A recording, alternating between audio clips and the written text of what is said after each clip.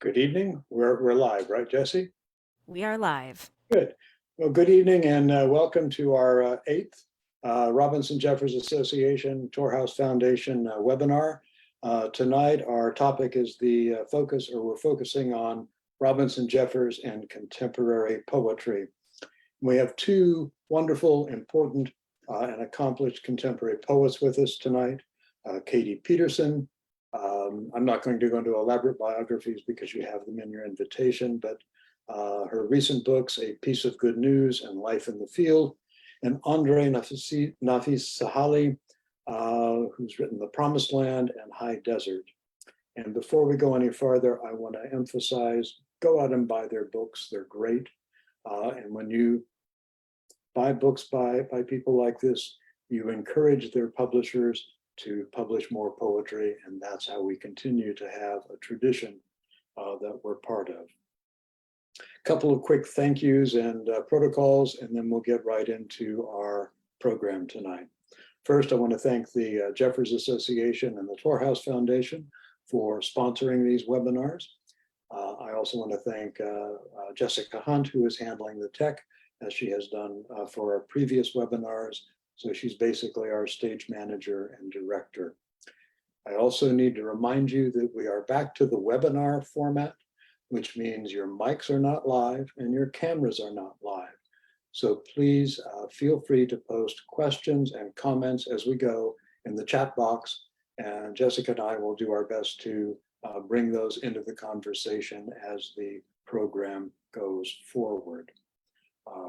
Chat box can be found at the bottom of your screen. Now, the way we're going to work this tonight, André will begin by reading several of the poems from his new book, High Desert, which is actually available at the moment on Kindle, but will be available in hard copy on August 30th. And then a couple of Jeffers poems. Katie will follow and read several of her newest poems, along with several Jeffers poems, and then we'll open the conversation. And we're going to be focusing on kind of the creative dialogue that contemporary poets might be, these contemporary poets and contemporary poets in general might be having with Robinson Jeffers, of course, who is a poet that we all care about. So if Jessica will bring folks live, we will start with André. And there we are, who is joining us tonight from London. I think you said it was what, 2 in the morning? It is. It is. Yep. Okay. So he stayed up extra late to give us this particularly wonderful treat of these great poems. So, André. Thank you so much, Tim, and hello, everyone. It's great to be here. I'm really glad to read for you this evening from High Desert, which is a book really about California and the Southwest. I'm a new Californian, but a very proud one. So I'll start with the first poem. It's called Roadrunners. In the pink light, halos of cloud form over the mountains. Lightning 2 valleys away. Then, not an hour later, the explosion of thunder. The roadrunners pecking for breadcrumbs on the porch have long since fled into the endless ocean of grass. Driving in every direction down licks of red road, I have lost myself in a militarized topography. Everything named after army units, generals, scouts, miners. The Dragoon Mountains, Cochise Stronghold, defunct Gleason and Pierce, weird rusty ghost towns, the only non-derelict structure for miles, the local school, its polished windows and well-kept lawn, a source of great local pride. No mountain monograms for these desiccated whistle stops, no giant Q or C or W in bright white paint to mark the township's still functional, sort of functional breathing. No carving for them into the planet's bark, and thus they are blessed to me like no other. Every successful city is a flimsy affair with civility. Its eternalness, like Paris or Rome, a slow march to desacralization. Make America great again. Buy real estate. Hail follows rain. Nearby, the township of Sunsites, once billed as the safest spot to survive the inevitable nuclear winter, actually topped Soviet Russia's list of high priority targets. Enter the orange duck candidate. A haboob sweeps across the valley of the Sinai, and in a week, the mountain has switched from brown to purple to green. The desert is human endeavor's most fitting graveyard. The slow bleaching, the gradual eroding into sand, the heat stifling sound as it leaps into the air. It can't happen here, but it always does. It was written in Sulphur Springs Valley in southeastern Arizona. And I'll just read this second poem, which is called The Bond. The dry August air reeks of wood and ash, and the smoke plumes leaving the rocky bowl of the St. Gabriel's sink to kiss the lawn. The dogs bark themselves hoarse, their frightened black throats as charred as the wounded hillsides. No refuge for coyotes, raccoons, or the striped skunk as they scatter like sparks from a camper's hearth. What is power, if not the ability to dislodge the living from their synchronous groove? After 6 months of death and disease, the rabbits stir from their nests in the crevices of rusty engines, and people finally begin to mourn. On Verdugo, a cardboard placard stapled to a half-stripped tree reads, "Goodbye, Emilio," or as the newspapers call him, John Doe number 283. But nobody's heart's large enough to hold all the names of the fallen. On either side of the boulevard, a slew of recession-raptured businesses. To let, for lease, pray for us. And even the son above the gun store, armed and dangerous, says, "We're through." Today, my distant friend, I've only got room for questions. What does endurance mean if it appears to be endless? What is grass if not gunpowder? What is this chain of encampments and shanties hugging the freeway, if not humanity's take on the Great Barrier Reef? Each person a polyp on the coral of concrete. I think of you in Cairo and your imprisoned comrades, another tinderbox awaiting the flintstone of hurt. It is late at night, so let every word draw blood. Everything is not going to be all right. All my life, an unbroken string of departures, a litany of leaving, but here and there, faint glimmers of meaningful connections, including with you, my sister from another mother, another father, another world. Perhaps we shall soon meet again, perhaps not. Perhaps the flowers stuffed into the beaked masks of plague doctors provided more comfort and safety, perhaps not. But what gives us solace between our first lungful of air and the last handful of lime? The bond, only the bond. So where to now, wanderer of the wastelands? I'm going to read 2 poems by Jeffers. And while I have all of Tim's editions of Jeffers, I've got my little travel one, which I always carry with me because it fits right into my back pocket. And the first poem I wanted to read is a poem that you're all going to be familiar with, but I'm only going to be reading the 3rd section of it. And this is from Apology for Bad Dreams, one of my favorite poems of his. So this is Apology for Bad Dreams, section 3. Boulders, blunted like an old bear's teeth, break up from the headland. Below them, all the soil is thick with shells, the tide rock feasts of a dead people. Here, the granite flanks are scarred with ancient fire, The ghosts of the tribe crouch in the nights beside the ghost of a fire. They try to remember the sunlight. Light has died out of their skies. These have paid something for the future luck of the country, while we living keep old griefs in memory. Though God's envy is not likely fountain of ruin, to forget evils calls down sudden reminders from the cloud. Remembered deaths be our redeemers. Imagined victims our salvation. White as the half moon at midnight, someone flame-like passed me, saying, I am Tamar Caldwell, I have my desire. Then the voice of the sea returned, when she had gone by, the stars to their towers. Beautiful country, burn again. Point Pinos down to Sur rivers, burn as before with bitter wonders, land and ocean with the Carmel water. And I wanted to read one of the poems I'm fonder of, a little shorter, and this is Fire on the Hills.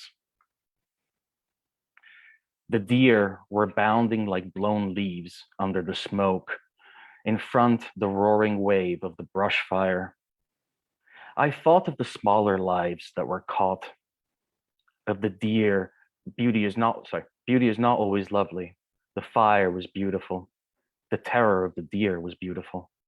And when I returned down the back slopes after the fire had gone by, an eagle was perched on the jag of a burnt pine, insolent and gorged, cloaked in the folded storms of his shoulders. He had come from far off for the good hunting, with fire for his beater to drive the game. The sky was merciless blue, and the hills merciless black. The somber feathered great bird, sleepily merciless between them. I thought painfully, but the whole mind, the destruction that brings an eagle from heaven is better than mercy. Thank you all. I'm looking forward to hearing Katie read now. Well, I want to start just by asking people to give a round of applause, even though you cannot hear or see them. Thank you. Both for your wonderful poems and for those two that you've shared. And again, I've spent some time over the last couple of weeks with your new book, and those of us who care about California literature want to read your book. So thank you so much. I hope people out there will take me at my word that you do want to read his book. So now we'll turn to Katie. Thank you. Thank you, Tim, and thank you, André, for that wonderful reading. It's so nice to be doing this with both of you. I associate Tim Hunt and André Naffis-Sahely with the desert. And as we know, Jeffers' desert was the ocean, and they're like each other in all of these interesting ways. I wanted to read a couple of poems from a new collection that I'm right now calling Fog and Smoke. And I'm going to start with a poem because of where André ended with the poem about the deer. And I'm sure I'm not the only person who's present on this Zoom who has like deer bounding into their backyard. I have a feeling probably some of the rest of you do also. And this poem is called The Deer in Fire Season. It isn't love makes them come nestle each other under the liquid amber after they eat all the ivy, dahlias, and the stalk. The doe only half naps, eyes half open, trained on threats. She fogs her sight to resemble its lack, convincing others she doesn't pay attention, the exact way I endure regrets. Smoke screening deeper fears. Neither is the cause of their loyalty to this location fear, nor is it hunger. It is nothing particular to our plot. Husband, you should not be surprised. I have seen you as particular at a restaurant early in our caring for each other, choosy over a table in the sun. I live with your distastes, cilantro, small talk, slapstick. I appreciate what you tolerate, humiliation on the human level, sleepless nights. I know how immovable you are. So chase the mother with your camera. It is you who instructed me the leisure of animals finds equivalence only in art. See, she lets her children escape first. She wants to stall us. So let us be still humans who can lose track of time. Watch her leg. It's like a lower limb of eucalyptus pushing winter. It looks like tinder. That poem is actually from a later section in the book. And the book as it is opens with a section of about 10 poems titled Fog. And I want to read the first of those poems and just say a word about it. Fog. It never covered everything like a shroud. It was always suspended over, like 19th century women waiting for proposals. It was an alphabet on top of the one you knew, a redo, trills on the scales, glissando. It knew what it was doing between things. It is very patient teaching you. It was different from the world. It waited for you to say, I do not understand. I was like everyone else. I stopped lifting weights and walked instead. I did not shop if I could help it, found new use for what I had. I did inside what I had done in the world. When I thought about what I lost, I loved myself. It comes from the ocean. It means our interior burns, our coolness burns miles inland. It was haphazard. I'd like to see you altered in your usual location. And so that poem goes on in these sections. And I suppose the thing I want you to know about it is that at the beginning of the pandemic, like a lot of people with children, all of a sudden I was taking care of my daughter, who's about to be 5, 24 hours a day, 7 days a week. Whereas before I had had this thing called daycare, which is like really important if you're a working mom. And it was just gone, poof. And for about 5 months, 6 months, that's how it was. And as soon as it started, poetry totally stopped in me. And I had been lucky. I'd had a little bit of childcare since she had been born. So I'd never been thrust into that, I think, very particularly parental experience of absolutely being separated from my aloneness for that good half a year.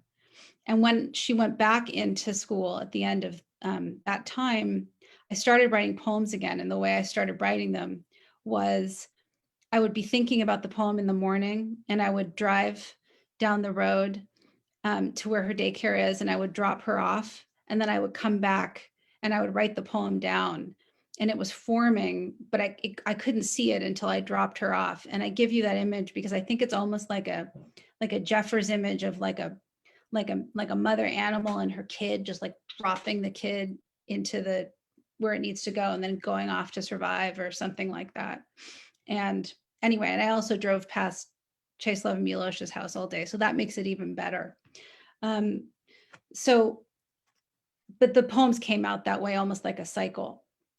I wanted to read next a couple of poems by Jeffers. And the first one is related to the poem I just read, and it's called Boats in a Fog.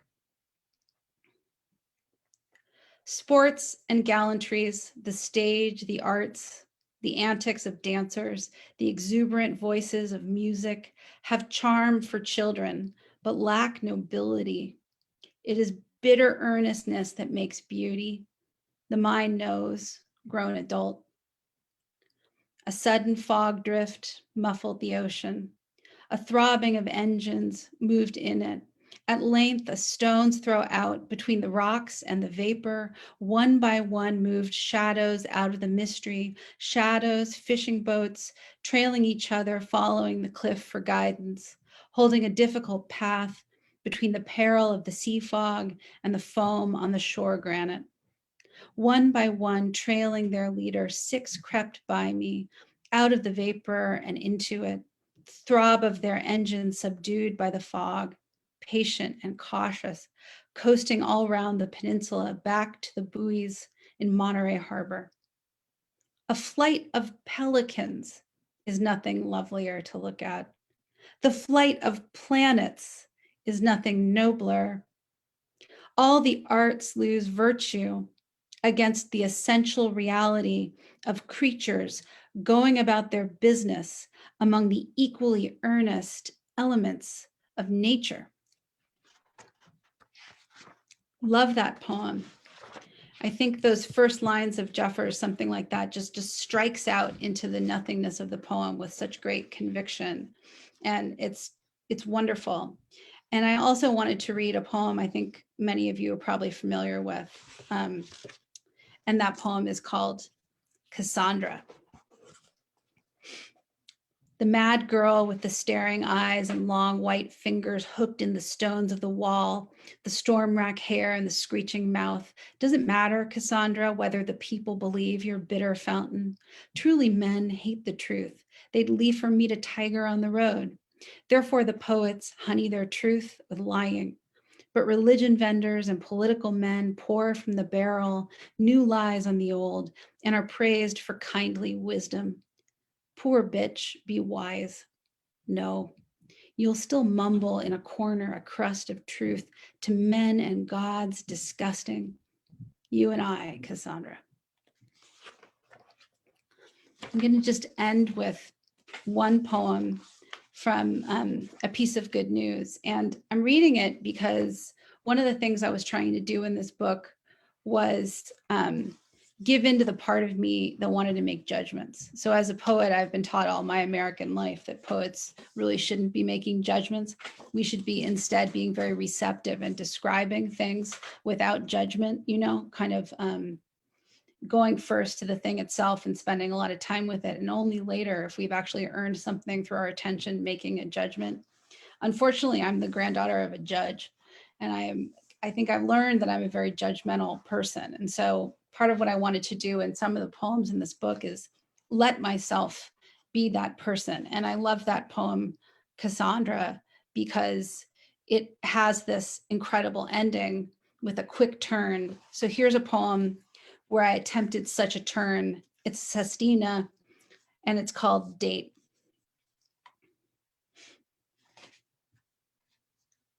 The waitress in the oceanfront restaurant admires the choices of the couple sitting by the gaslit fireplace, fisherman's stew with saffron and fresh cilantro, and for the woman, linguine with clams. He was not born here. When couples come here, it is supposed to be romantic. They ask to sit up front by the window. Often, it's the woman who asks, and if it's a new couple and the feeling between them fresh, she will say, I love this place.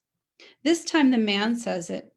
He likes this place. He means he likes the ocean, always here, and so the fish they serve tastes fresh. Good fishermen hang full nets in front of trusty boats to show their haul, just like a couple holds hands in public. He asks the woman if she likes it too, and then the woman smiles, not because she likes the place. It's black and white photos and rotting couple of oars poised above the fire pit. Taken here, the photos seem to say. Old men standing in front of crafts that survived gales and no fresh air that hasn't lived with salt, no fresh catch without a hook, no woman in the picture or one looking a bit too proud in front. What she likes is that he likes this place. The ocean happened here first, though pioneers claim they did, and a couple had coves named after themselves. That couple chose the fire and not the view, asked what was fresh, and then they ordered it. You can almost hear the waitress saying to another woman, as if to put love in its place, they looked at each other, not out front. I hear, in the garden, fresh from making the ocean, God found a place for a couple at the front, and the woman paid. Thanks. And again, a round of applause, please, for Katie's work, and of course, Jeffers. you will, of course, send me information when your new book is out with these poems, so that I can send that along to these to the list, so they'll know how to order it. Sure. Okay, good. Again, thank you both for being here. It occurs to me it might be interesting to people to just a bit of anecdote how we came to the three of us being here this evening, because it's an odd way that poetry gets passed along. Some of the people who are out there know that I spent a few years at a little college called Deep Springs up in the mountains of 24 students and 300 head of cattle. And I always joked we didn't count the rattlesnakes. And a few years ago, I went back for a short visit, and I was trying to teach a course, and people could say, well, you need to read Katie's work. Katie has it right. You've got it all wrong. And I realized I was in this hopeless task of trying to keep up with Katie Peterson. And then I find, oddly enough, that she had studied with Al Gelpi, who many in this group know for his work on Jeffers. And so then we struck up a bit of a dialogue about Jeffers. And I came out, and Katie was kind enough to let me visit her class one time. And when I said, Katie, could we have a dialogue for this community? She immediately said, well, you have to have my friend Andre. And so I feel very fortunate to have met both of these people, because I think they are exemplary contemporary poets, but also for our purposes tonight, they're contemporary poets who remind us that poetry is actually a kind of dialogue. Our old buddy T.S. Eliot insisted tradition in the individual talent. I think it's tradition in the communal talent, but I don't know if they'll agree. But in any case, there's some degree of dialogue. And I'm wondering if you would both be willing to speak to how Jeffers becomes part of your creative world, both in terms of your engagement with his work, but also how he moves into your work. Because in both cases, in both of your work, there's nothing imitative at all. You're not alluding directly to Jeffers. It is a creative energy that is a thread in what you do. And I think understanding how that works could be very powerful as we try to understand the larger field of modern poetry and its interplay with contemporary poetry, and also how Jeffers fits within it. So with that preamble, I turn it back to Andre and Katie.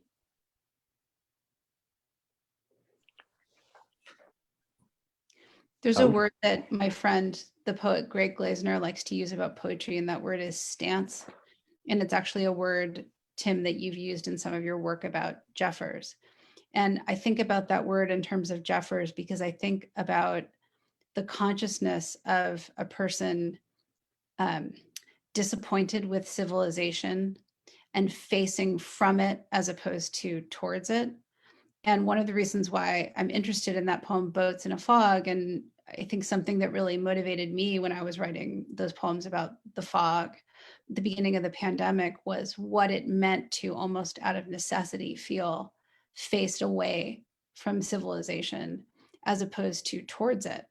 And so formally imitative, I think I've learned things from Jeffers's voice that may be underneath the poems, like the use of making some form of a large statement, as in the beginning of Boats in a Fog, or many of the rhetorical gestures in the poems that Andre read, or a poem like Theory of Truth, right? The great answers are always flawed. These kinds of great, like to test these things out, right? To throw them up the flagpole and see if your poem will salute, like this sense of daring that comes from that when you feel and are able to register that kind of alienation from your culture.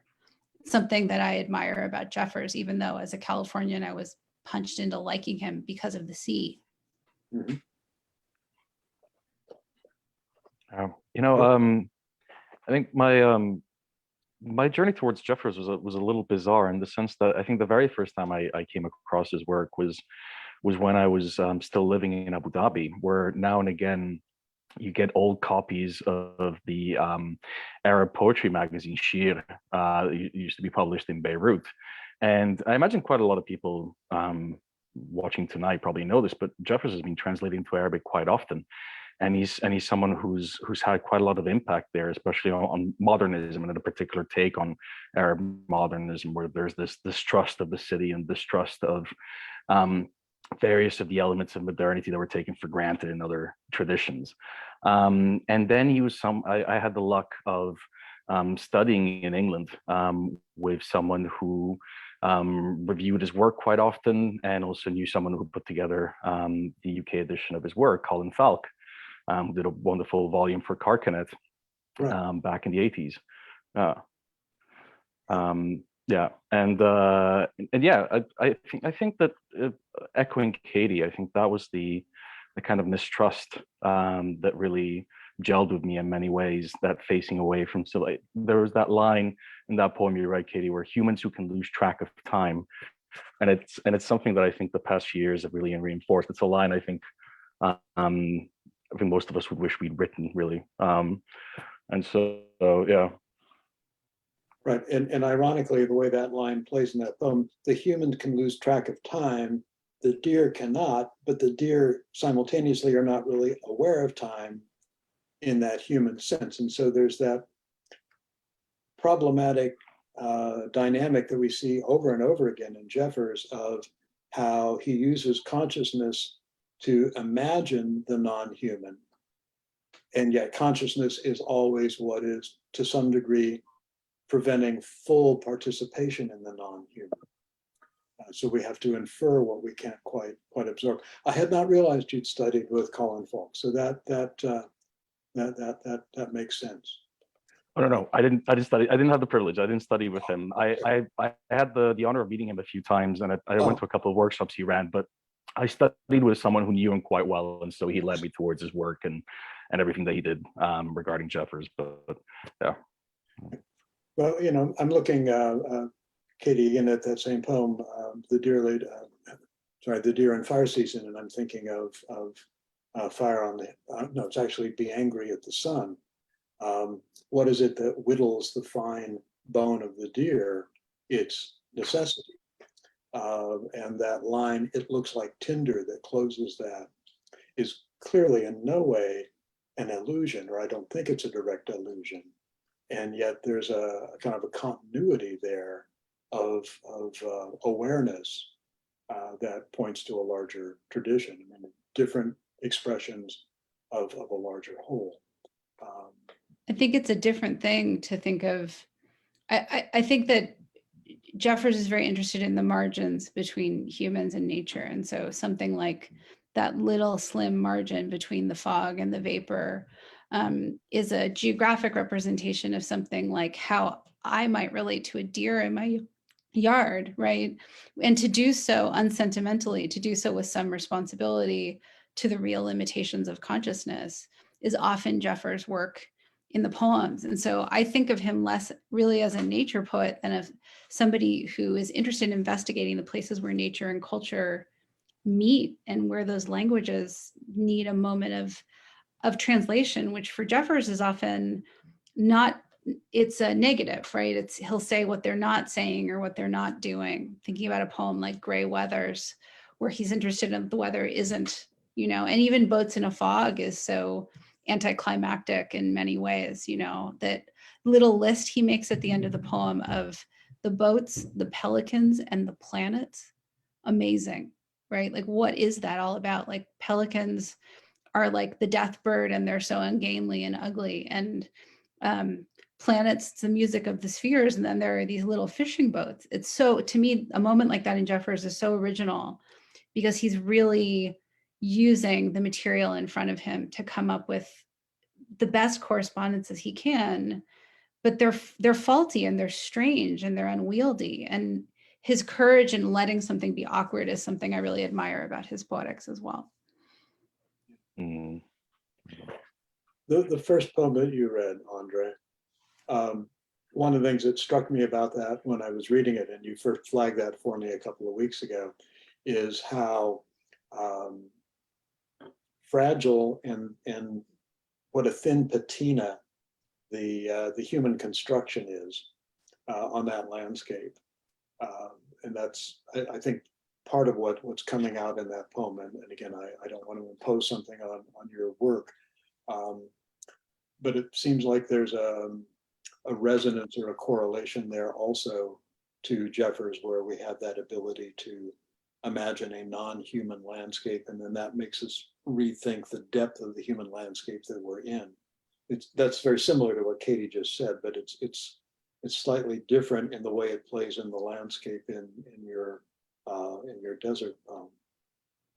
Yeah, thank you. I mean, I think, you know, I just echoing Katie as well, you know, that when Jeffers talks about nature and humanity, it's that incongruence between the two that fuels the tragedy of his work, right? And I think one of the reasons that earlier I mentioned that, you know, I came across his work for the first time in Arab poetry magazines, one of the things that really brought it into sharp relief for me at the time was I was living in the UAE in Abu Dhabi, which is, as some of you know, is a country that was built almost overnight in space of about 25 years. And because it was built it's on Abu Dhabi is built on an island in the desert, essentially, just off the coast of a desert. There was something about the landscape there that made the human experiment seem that much more impermanent. And it's something that I remember the wildness that Jeffers described was something that I couldn't really imagine, because at the time it felt like I was living in an open air construction site where there were nothing but cranes and giant foundation holes and dust in the air. But it was precisely, I think, it's in one of those lines, I think, in the poem where the desert is human endeavor's most fitting graveyard, because it does bring it into sharp relief, I find. So I think I've dealt with a landscape that's very different to Jeffers, but the same ideas underpin it. You know, one of the great inspirations for the book, for High Desert, was Richard Mishrak's Desert Cantos, those wonderful wide-eyed, wide-lens kind of landscapes of the desert. And it was something that I think that really attracted me to Jeffers from the very start. Not just the incongruence between the human experiment and the nature that surrounds it, but I think also the emphasis on the allegory, which is something that I felt wasn't as prevalent in the other poems that I was reading. You know, that was something that was really drawing me to it as well. I wonder what happens if we broaden out just a little bit. I'm thinking 25 years ago when the Stanford edition of the Selected Poetry came out. Brad Lighthizer in God, what journal was it? New York Times or something, wrote this really sort of dismissive review of Jeffers. He's can't write a decent phrase. He's just a minor regionalist, a bunch of bloated philosophizing. I mean, it's the standard Ivor Winters demolition of Jeffers rehashed in a slightly more contemporary term. But here we are 25 years later, and you're both well-established, powerful younger poets, and Jeffers matters for you. Are you out of the mainstream, or is Jeffers perhaps more of a presence in contemporary poetry than Lighthizer might have wanted to think he would be 25 years ago? I wanted to say that the way in which I knew about Jeffers growing up, because like I grew up on the peninsula, right? And I knew about him because of California, essentially. And then I knew more about Jeffers because of dear Al Jelpy, right? Who taught me so much in college. And I believed everything Al said about American poetry, and he said Jeffers was important, so of course I believed him. Yeah. And then I read all of his work about it, and then I read yours, and that was all true. But the reason why I'm starting with this is because I know, and I've been taught Jeffers poems by Jory Graham and Louise Glick, two writers who I'm not sure we would immediately think are fans of Jeffers. But Louise Glick has written one of the great short essays on Jeffers in American poetry. Yes. And Jory taught Hurt Hawks and a couple of other poems in her classes. And I got to know Jeffers again as a poet by thinking about his voice, right? By being interested in the brutality of the voice, its clarity, its authority. And I want to say I was taught that by women. I was taught that by women. And it's funny because I often hear Jeffers invoked as kind of a dude poet, but I actually know a lot of women who admire his poetry, and for all of his sometimes abstractions of femininity, they're never delicate. They're always strong figures. And I know that I was grateful to talk to André, because when we talked about Jeffers, we talked about poetry, we both liked Jeffers, but I do think about his work in the extreme, like the long poems, as a little bit of an outlier for American poets. I don't know. I don't know whether it's regularly taught except in its anthologized versions, but I do believe poets teach it for the voice, and they know it for the voice. Right. Yeah, and you can add two other poets to your list. Diane Wachowski, Yes. who's a very different voice than either of the two poets you mentioned, and also somebody that a few of the folks in our audience may know, Betty Adcock, who sees Jeffers as her main inspiration, very fine Southeastern poet. And in case you're not aware, Katie, Al is in the audience tonight. Oh, hi, Al. Hey, Al. So a shout out to Al Jelpy for bringing Jeffers to Katie. But yes, it is interesting to me, and I don't think we've thought enough about it, is how and why Jeffers is a poet who nominally, one could make a case women poets ought to reject, but they don't, or at least many of them don't. Many of them engage Jeffers. It's an interesting dimension. And by the way, folks out there, if you don't know Betty Adcock's work, or her name, I highly recommend Betty. Wonderful poet. André, Yeah. I think many of us were not aware, I certainly wasn't, that Jeffers has been translated into Arabic and has that role. We're very much aware of his presence in Eastern European translations. Absolutely. And in fact, since especially since moving to the north of California, because I spent 5 years in the South in LA, and I moved to the north a couple of years ago and started rereading, but in I think a large sense, really properly reading for the first time in some ways Miloš, and getting into his relationship with Jeffers, which has been fascinating in its own right. But yeah, no, I think Jeffers has left quite a mark on Arab modernism. I mean, I think the poets like Adonis or Yusuf al-Khal were really drawn to his work for a variety of reasons, that I think also allowed them to escape a lot of the Western modernism that they felt that they weren't particularly gelling with at the time. And if you look at especially contemporary, the Arab prose poem, let's put it that way, it has a heavy mark of Jeffers. It really bears his imprint. And it's something that doesn't get acknowledged much, I think, even within the Middle East itself, and because I think that there haven't, as far as I'm aware, several of his poems have been translated, but I don't think there's been an extensive effort done to translate him in the entirety of his work. So I think someone's definitely going to come along, but and do that. But he's heavily featured in, I would say, all anthologies of Western poetry. You'd be hard pressed to find one that doesn't have a healthy selection of Jeffers. I think I remember seeing one where he had far more poems in there than Eliot or Frost or anyone else.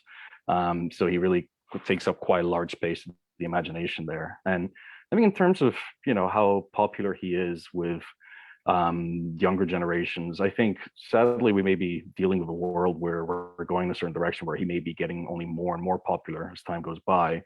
I think he hasn't necessarily had the resurgence that many have hoped for over the years, and I think especially when I've kept track of this idea that the growing interest in eco poetry would finally, given the status that I think he's he's been owed for a long time, or rather renewal of that status. It hasn't quite happened, but I do think it will. And I think it's partly because a lot of poets tend to be jealous about their secret gardens of poetry. And so I think a lot of times Jeffers is someone that you keep to yourself without necessarily proclaiming it from the rooftops, but you teach it to your students because you know that they can learn from them. And so I think that's where you have, experiences like Katie's, and the experiences I've had myself as well. So it's something that I think will only grow with time. I actually have no doubt of that. There are a couple of ways in which I think Jeffers is a great poet for younger generations right now. And also, I don't mean that in a pedagogical way. I almost mean that there are things that younger poets see that he saw too, that they would find simpatico in him. And one I'm thinking of is directly represented in Boats in a Fog, which is the idea that beauty is a kind of brittle earnestness, right? And that, and moreover, that you would know it not because you read a lot of books. For all of Jeffers's learnedness, I'm not sure all of his poetry is asking the reader to read nearly as many books as Eliot is, or Pound. Actually, what he keeps going back to is the notion that there's a poetry that comes directly from things and from the world, without that kind of cultural fabric in between. I know he did all these translations, but in many ways, his renderings of the Greek texts and of those stories take those stories and make them so accessible to people. And I think there are many younger poets right now who don't care about this thing called the canon that we all thought we were supposed to care about for so long. And I think they don't care about it in a very earthy way. I don't think it's an undignified way. I think that people are living their lives today very directly without the literary tradition standing in between them and their desire to write poetry. And Jeffers's notion that, we are here as vessels for poetry, as opposed to we pursue poetry as our own personal ambition, I think is something that's like potentially really curative for this moment, but also chimes in with things about the moment as well. I want to come back to something you and I talked about a couple of years ago when I was actually just before the pandemic. Just before the pandemic. That's right. Just before, that was the last time I was in California. Yeah, I really want to come back because it's my home too. But we were talking about hurt hawks, if you'll remember. And I don't remember, I think this was before we went into your class. And you said, well, one of the things that I struggle with, I think was the term you used, is that there are times when his language is just flat. And I took that to mean somewhat prosaic.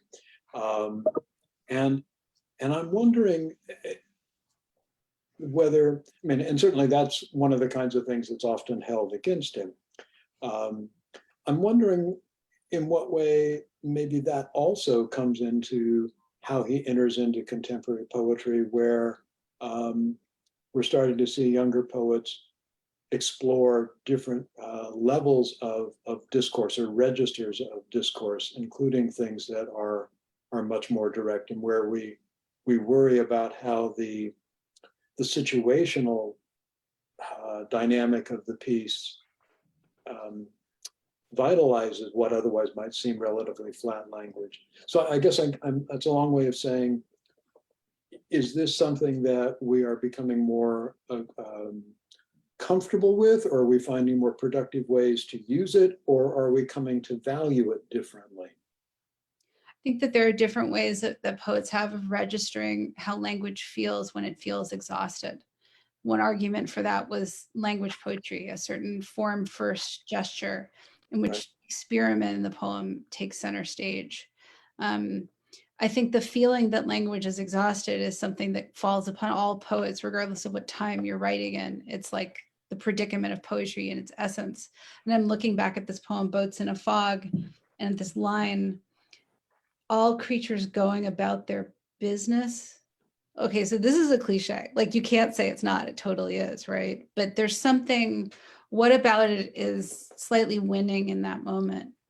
There's something about it that's slightly winning in that moment, because it sometimes when Jeffers uses a cliche, starts to feel like he's chiming in with a communal need for song. It sometimes feels like he's chiming in with a communal exhaustion and looking at life's possibilities and not being able to see them, right? And so when I think about the flatness of his language, I think about him moving as earnestly through failure in the poem as he does through success. And there's something kind of wonderful about that, I think. And something about that takes the individual poem and relates it to a communal predicament.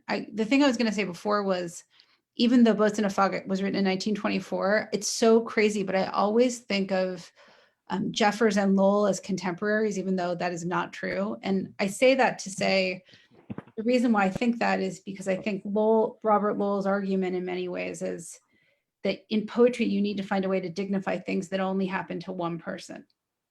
Whereas Jeffers is like, there's nothing that only happened to one person. Everything we do is a cycle of repetition. And his facing like that feeling of not being unique in your life, of there not being you're not a novel experience, right? You're a repeated experience. To me, I don't find that unmoving. I don't find it I feel kind of affectionate about that part of human life, the thing where we're just repeats. And I think he's courageous about facing that fact. I couldn't agree more, honestly, and I'm so glad you brought Lowell up as well, because they're essentially, for what it's worth, two of my biggest influences, really, and I think they really do go hand in hand. In fact, going back to the question of younger generations, whenever I find myself teaching Jeffers and Lowell, quite often by people who are not involved in the class, they'll look at me and they'll say, "Really, you're teaching those two?" And I wish they were there when the class actually happens, because it always goes really well. It engenders a lot of debates and people are interested, and they then go and search out for the books. And so I think that again, there's always peaks and troughs, right? Like, we know this. There's peaks and troughs in the poet's reputation, but I think that we're climbing towards a peak. And I think something that I had seen snatches of here and there, but ended up reading a couple of articles that were published not too long ago about how, and this would be the generation younger than me at this point, the Gen Zs, where there's this huge newfound interest in the myths and the Greco-Roman authors. And I think we could spend an hour getting into exactly why that is. I think some reasons are fairly obvious, some less so. But I think given that trend, how would you not drift towards someone like Jeffers? I think it's inevitable, really. Yeah, the literary stock market is you don't want to get too caught up in it. I'm old enough to remember when William Carlos Williams was a suspect figure. That's a long time ago, right? But the sense of dialogue among writers, I think is one that we don't really pay enough attention to, because there's a tendency to want us to cast accounts of the poetic tradition in terms of status. We go back to that stock market metaphor. What was it? Hugh Kenner's article, the Pound era, or whose era was it Pounds or Stevens, and that misses so much of the point. And we forget that Jeffers was integrated into his own era. Frost read him, he read Frost, and so on and so on and so on. So this dialogue, I think, is an important part of how we imagine this recuperation gradually to happen. You were talking about how the eco-poetics angle has had some impact, but maybe not yet overwhelming impact. I find myself also wondering whether, as we move through this period of political, let's call it dismay, for lack of a better term, whether Jeffers as a political voice starts to become more available to people, because he's one of the primary poets in those decades who wrote serious political poetry. Not all of it great, but much of it really very compelling. And it's hard to write political poetry that actually works as poetry. Yeah. Is he now a model?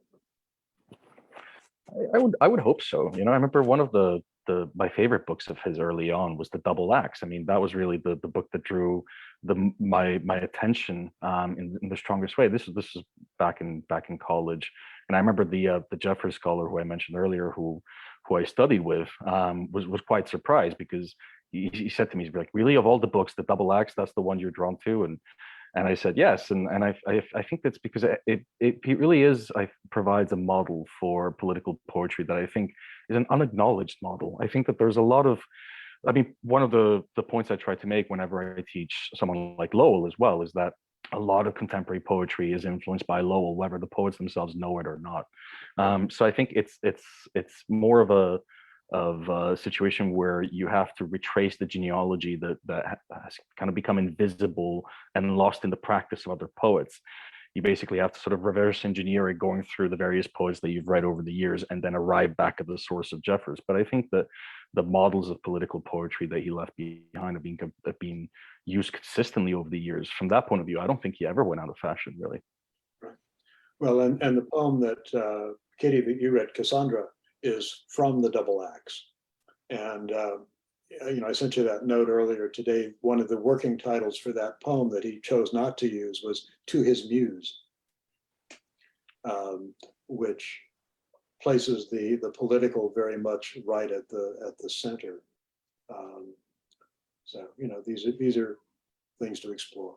It's also, that poem has always seemed to me to be a poem about poetry, because the predicament of an American poet writing political poetry might be different than that of a poet in another country.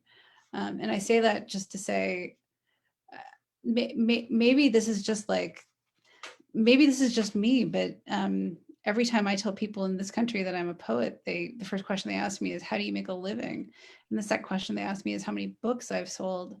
And that's fine, but that to me reveals something about what Americans think the role of the poet is, right?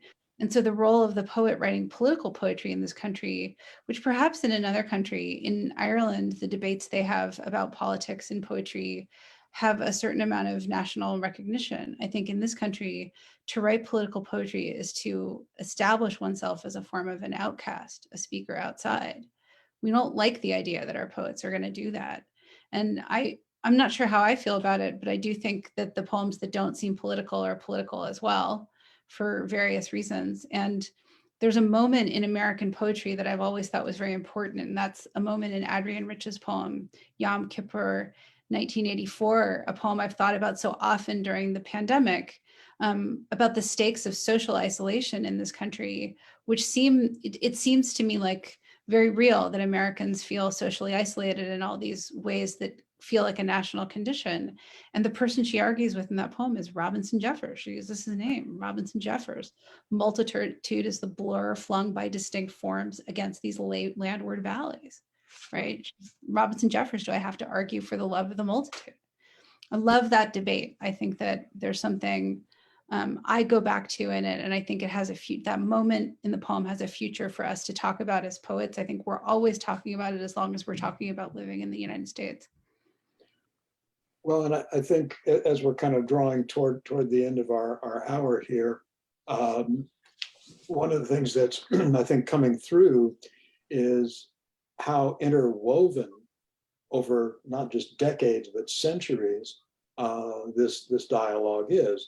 So you're talking about Adrian Rich interacting and engaging Jeffers. Well, Jeffers was implicitly, even though he doesn't fess up to it as directly, wrestling with Whitman, and in turn Wordsworth, and and suddenly we're looking at what a 200-year discourse, which is now extended even beyond that, as we have people like the two of you engaging Jeffers and continuing your work as well.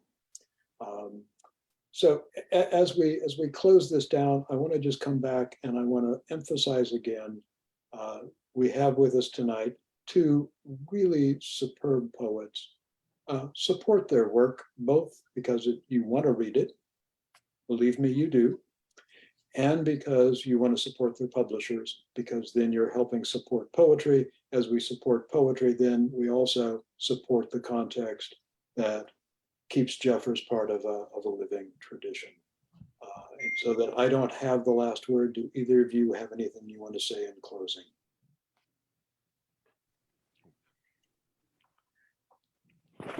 Kitty? No? Okay. Thanks for doing this. This is, I think, the most interesting thing was hearing about Jeffers's influence in the Arab world and in translation for me. And I'm so excited to learn more about that. Yeah, I'll be emailing you about that, by the way, Andre. Be prepared. Thank you. And thank you, Tim, for doing this. You know, it's been a real treat. Yeah. It really has. Thank you. Well, good. Well, again, thanks for joining us, those in the audience, and thank you both. Appreciate it. Real pleasure. Thank you. Oh. Okay. I think Jesse has turned us off.